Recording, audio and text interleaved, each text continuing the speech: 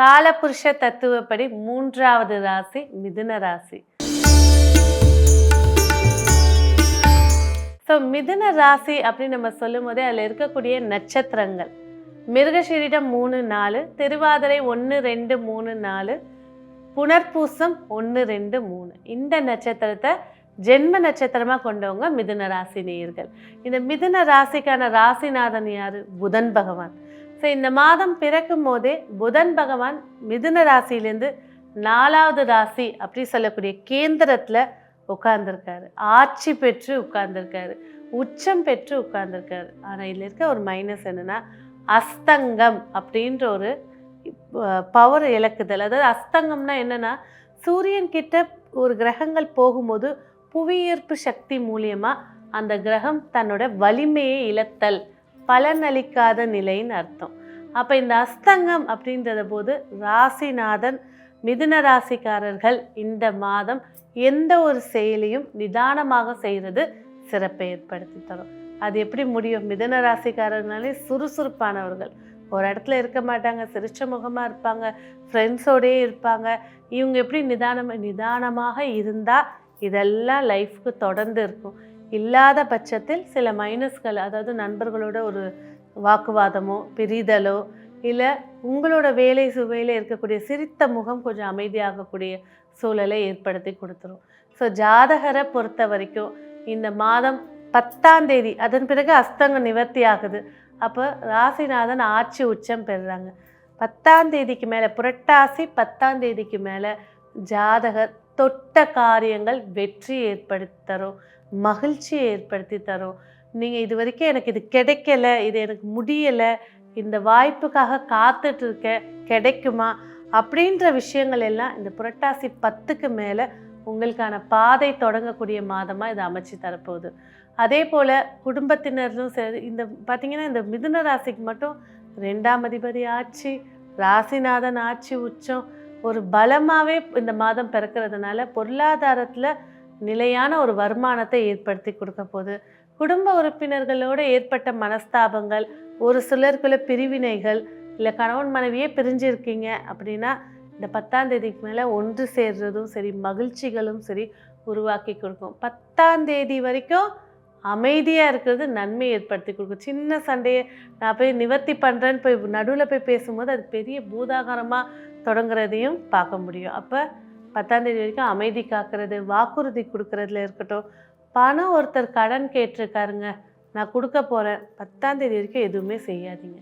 10ஆம் தேதி முடிஞ்சதுக்கப்புறமா அந்த பணம் கூட அவசியமாக ஏற்பட்டால் ஹெல்ப் பண்ணுங்கள், இல்லைன்னா அமைதி காத்துக்கிறது சிறப்பை ஏற்படுத்தி தரும். இந்த மாதம் ஆரோக்கிய சார்ந்த விஷயத்தில், கண்கள் விஷயத்தில் கவனமாக இருக்க வேண்டிய ராசி மிதுன ராசி நேயர்கள். ஏன்னா சந்திர பகவான் ஆட்சியாக இருந்தாலும் சூரிய பகவானுடைய ஸ்தானம் 4ஆம் இடத்துல கேந்திரத்தில் இருந்தாலும் அஸ்தங்கமான ஒரு கிரகத்தோடு தொடர்னால் திடீர் நீர் வழிதல், கண்ணு பெறவிழிச்சு, இந்த மாதிரி சார்ந்த தொந்தரவுகள், வயதுக்கேற்ற விஷயத்தை பார்த்துக்கோங்க. இதே மிதுன ராசியில் ஒரு 55 வயசு குழந்தை இருக்காங்க அப்படின்னா கண்டிப்பாக கண்ணில் பிறை விழக்கூடிய சூழலையோ இல்லை கண் திரையில் பிரச்சனைகளையோ இல்லை லாங் சைட் இந்த மாதிரி பிரச்சனைகள் ஏற்பட வாய்ப்பு இருக்கனால கண் தொந்தரவை உடனே போய் அதை செக் பண்ணி பார்த்துக்கிறது சிறப்பை ஏற்படுத்தி தரும்.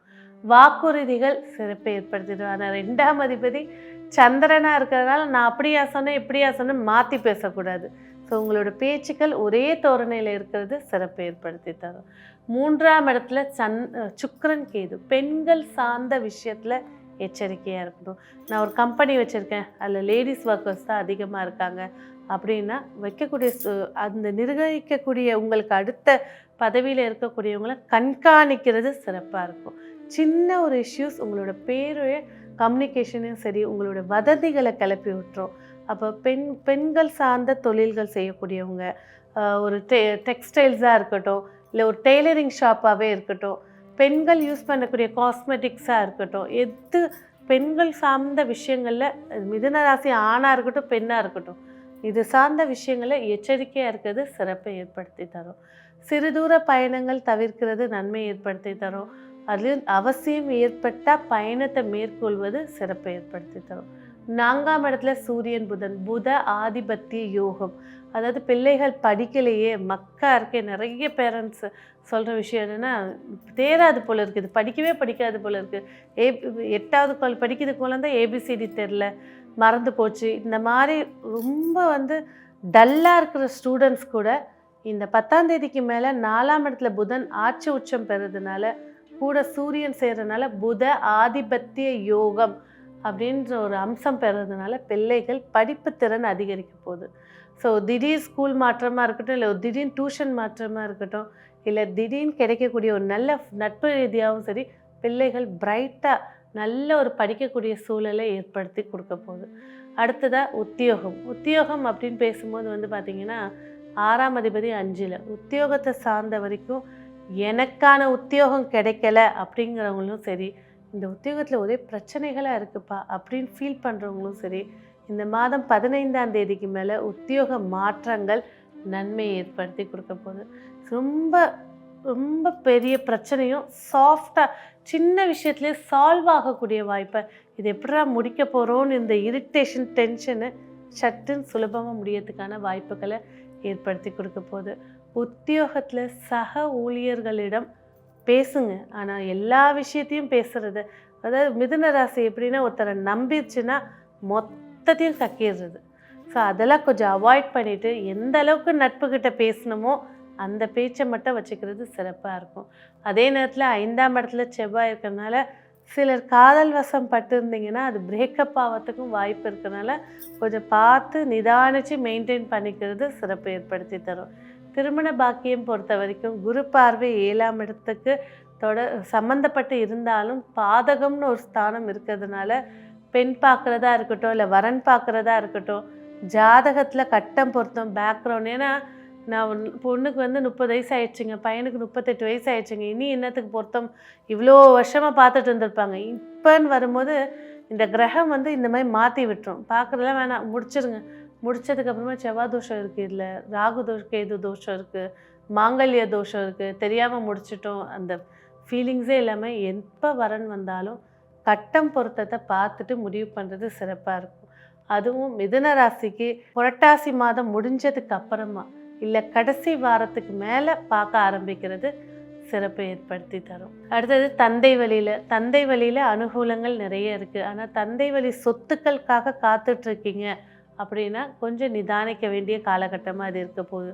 அதே நேரத்தில் அந்த சொத்து சார்ந்த பேச்சுவார்த்தைகளை உங்கள் தரப்புக்கு நீங்கள் பேசுகிறத விட உங்கள் தரப்புக்கு ஒரு நல்ல அனுபவம் வாய்ந்த ஒரு நபரை உட்கார வச்சு பேசுகிறது உங்களுக்கு சொத்தை ஏற்படுத்தி கொடுக்கும்.